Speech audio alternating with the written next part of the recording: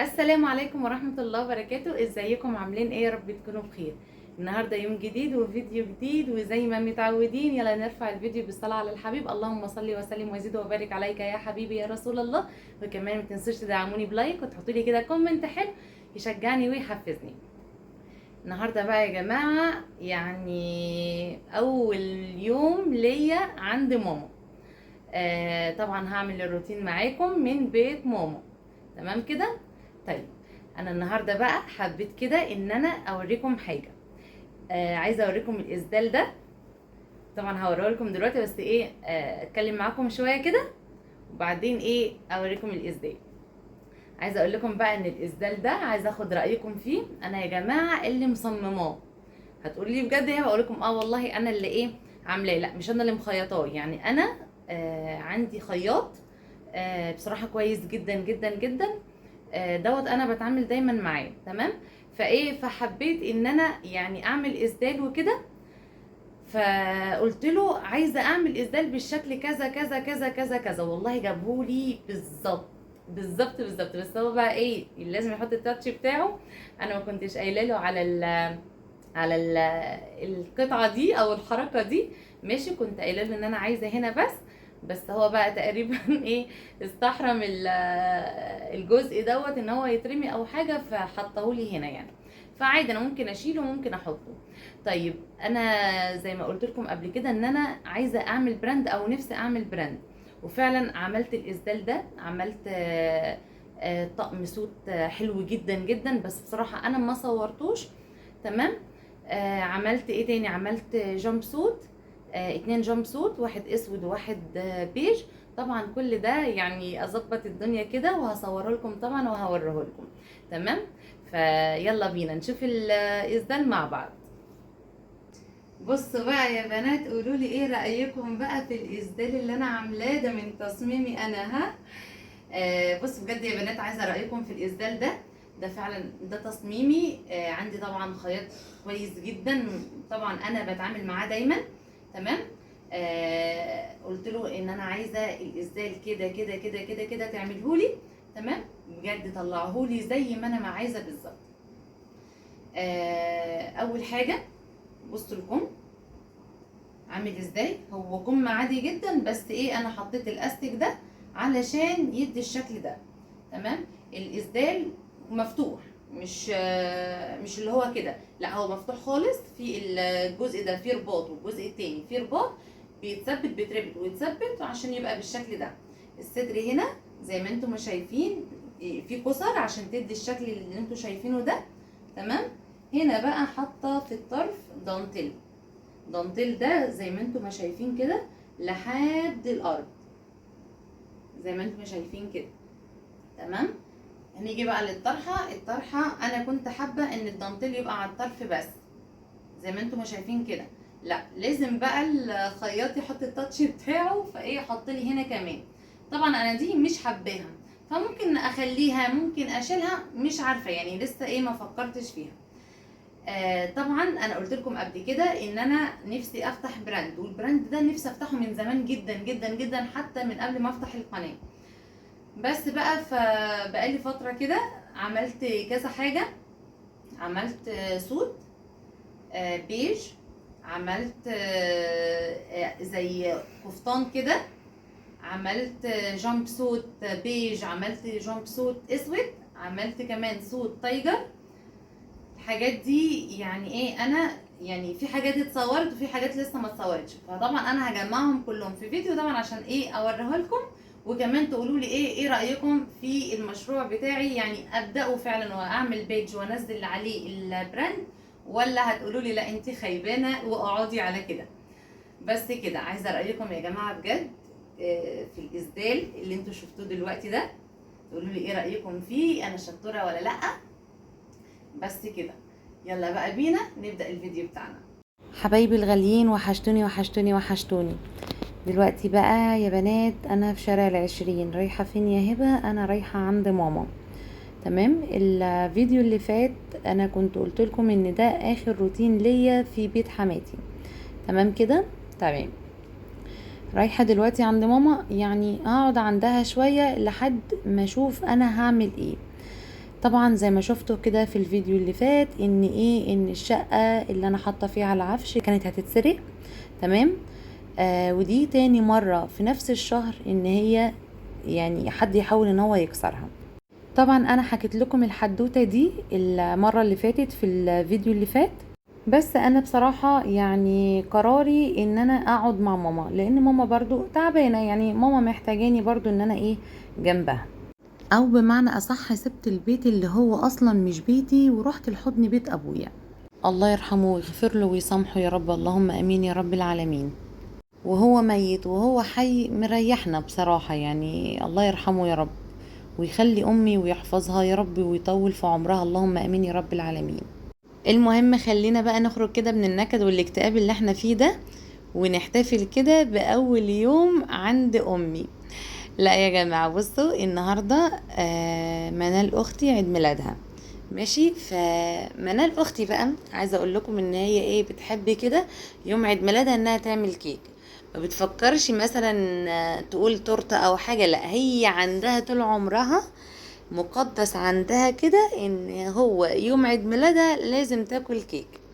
المهم بقى هي بتحب الكيك الشوكولاتة جدا، بس ماما بتحب الكيك اللي هو العادي اللي هو الفانيليا.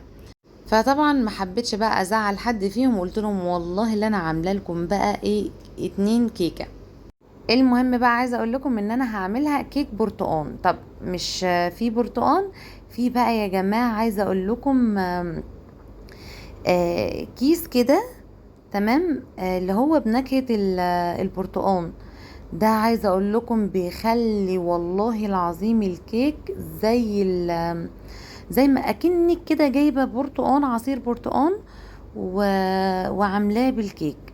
والله العظيم حلو جدا بصراحه. اكيد بقى طبعا انتوا عارفينه، انا اساسا مش من عشاق يعني الكيك بالبرتقان، بس عادي بقى يعني هم حابينه بالبرتقان فجبت اللي هو الكيس ده. يلا بقى اللي ما جربوش يجربوا. هو طبعا انا دلوقتي يعني بحضر كده او بحط المكونات بتاعتي في السريع، يعني مش اللي هو هوريكم حاجة حاجة، لا كل حاجة هحطها في وقتها، فعملتها في السريع علشان مكركبش كده الدنيا حواليا والكلام ده كله.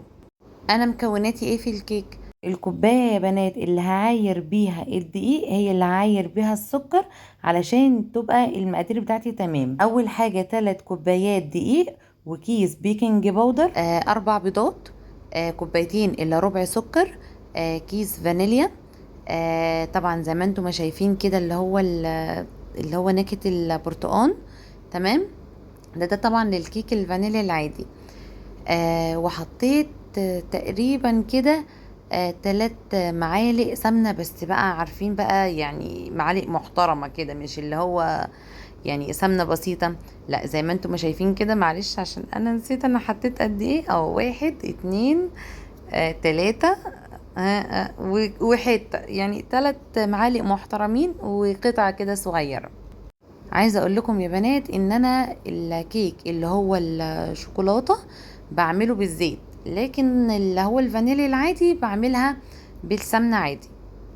انا مش عارفه ليه كنت ناسيه ان انا يعني ادهن الصينيه واحط فيها دقيق وكده. انا دي بعملها اول حاجه، اول ما يعني قبل ما ببدا اي حاجه، وبخليها كده على جنب. عايزه اقول لكم بقى ان الصينيه لو دهنتها زيت، عايزه اقول لكم ان الكيك بيتحمر كده قوي من تحت، يعني من ظهره يعني. لكن بقى لما بدهنه سمنه زي ما انتم ما شايفين كده، الله بتبقى تحفه وبتبقى لونها جميل جدا بقى، يعني ظهرها ووشها كل حاجه هي بتبقى جميله اصلا طبعا يعني. الحركه بقى بتاعت الدقيق دي اللي انا برشها بعد السمنه، عايزه اقول لكم بتخلي الكيك مش يلزق ويبقى تمام يعني. طبعا زي ما انتم ما شايفين كده هضربها في الخلاط. تمام. بس مش هعمل بقى معاكم الشوكولاته، يعني هعملها لوحدها، هي نفس المقادير وكل حاجه، بس الزياده عليها الكاكاو الخام. طبعا الكاكاو الخام يعني مش بيبقى محلى طبعا. تمام. وانا بصراحه بجيبه اللي هو من عند المحل اللي هو بتاع الحلواني، اللي هو بيبيع حاجات الحلويات. وطبعا بجيب الكاكاو اللي هو الغامق مش الفاتح، كل ما الكاكاو يبقى غامق بيكون حلو جدا. المهم بقى يا بنات، عايزه اقول لكم ان انا مبسوطه جدا جدا جدا وفرحانه كده، والله العظيم. حسيت كده ان انا رجعت واحده صغيره بجد، والله حاسه كده ان انا بقيت يعني طفله صغيره كده، ورايحه بقى تنام في حضن امها. حاسه ان البيت فرحان، حاسه كده ان في زهوه كده وحاجه كده حلوه. بصوا بمعنى اصح بقى كده، حاسه ان البيت فرحان بيا، اقسم بالله حاسه ان البيت بيضحك، مش عارفه ليه. ده احساسي انا، يعني في حاجه انا حسيتها، فانا حبيت ان انا ايه اقول لكم. بصوا يا جماعه، يعني الراجل او الست، يعني بيت ابوه او بيت ابوها، يعني هو ده اللي هو بدل بيتها، يعني لو ما كانش بيتها هو ده بيتها. انا مش عارفه انتوا فاهمين قصدي ولا لا، بس انا ده اللي انا عارفه ان انا اوصله لكم، مش عارفه اوصل لكم اكتر من كده. يعني الواحد بيرتاح في بيته، تمام. ف يعني حد في ظروفي ده، فلا خلاص هو ده بيتي، يعني ده المكان اللي انا هرتاح فيه. فيا رب بإذن الله دايما بيت امي مفتوح بحسها يا رب.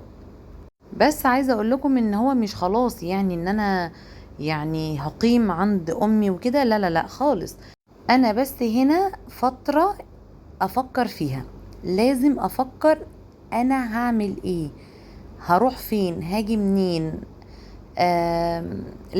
لازم يبقى في حل. وانا بصراحه مش هقول غير حسبي الله ونعم الوكيل. حسبي الله ونعم الوكيل في الجشع اللي احنا فيه يا جماعة، وحسبي الله ونعم الوكيل بالأخص في الملاك. يعني مش يعني احنا بنعلق شماعتنا على السودانيين، السودانيين يعني هم اللي عاملين كده. لا لا لا، ده الناس عندهم مشكلة ماشي واتحاموا فينا وجم عندنا، لكن احنا كمصريين، كملاك، يعني صاحب عمارة او صاحب بيت ايا كان، تمام. ده الجشع اللي فيه، هو اللي جشع، هو اللي زي ما بيقولوا كده بالبلدي بيصطاد في المية العكرة. انا عمري ما حطيت اللوم على الناس اللي هم متحامين فينا، انا بقول على الابن بلدي، ابن بلدي اللي عمل فيا وفي يعني الافات المؤلفة كده. وبالذات بقى فيصل المهندسين، والله العظيم حاجة يعني تقرف. لما اخويا يكون فعلا ساكن في احمد عرابي مهندسين بيدفع تقريبا 12 او 15 الف، وهنا في فيصل يدفع 10 تلاف، كل واحد يوضب شقته، ولا عمالين دلوقتي يشتروا في الشقق علشان يوضبوها عشان يأجروها بمبالغ كده خزعبلية. فما اقدرش اقول غير حسبي الله ونعم الوكيل، اه والله العظيم. يلا كل اللي انا اقدر اقوله ربنا يقتص منهم. انا الحمد لله والشكر لله، يعني لما بحط حاجة في دماغي ان شاء الله بامر ربنا بتحصل. فكل اللي انا عايزه اقوله لكم يا جماعه، انا يقيني في الله كبير جدا والله العظيم. يقيني في الله ان ربنا هيكرمني بشقه ولا اروعها شقه باذن الله.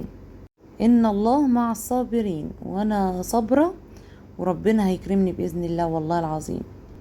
المهم زي ما انتم ما شايفين كده، الكيكه خرجت من الفرن. معلش السكينه كده كانت كبيره شويه فاخدت الكيكه بشله. وكمان عملت الكيكه الشوكليت، تمام، والاتنين الحمد لله. بس انا بغبائي بقى ان انا دخلت واحده الاول لحد ما اعمل التانية، المفروض كنت خليتها استنت شويه وبعد كده ايه حطيتهم هما الاتنين عشان يخرجوا مع بعض، بس عادي يعني اللي حصل حصل. بس قولولي بقى على الجمال، شايفين كيكه اسفنجيه، شايفين عاليه ازاي؟ بص يا بنات، في واحده اعلى من التانية لان في صينيه كانت معايا اكبر من التانية، يعني الفانيليا كانت كبيرة شوية عشان كده ما طلعتش عالية قوي، والشوكولاتة كانت اقل منها الصينية. قلت طبعا هدوقها معاكم. عايزة اقول لكم ان انا باخد شوكة واختي شيرين بتاخد الشوكة التانية، يعني واقفة لي كده زي اللقمة في الزور في المطبخ. المهم دلوقتي عايزة رأيين، تقولوا لي ايه رأيكم في الاسدال والفكرة بتاعتي، تمام، وتقولوا لي كمان ايه رأيكم في الكيكة. بس بقى يا جماعة، هو ده كان فيديو النهاردة، بتمنى كده يكون عجبكم. عايزاكم كده تحفزوني وتشجعوني. متنسيش بقى تحط اللايك الجميل بتاعك، واشوفكم في فيديو جديد واقول لكم مع الف سلامة.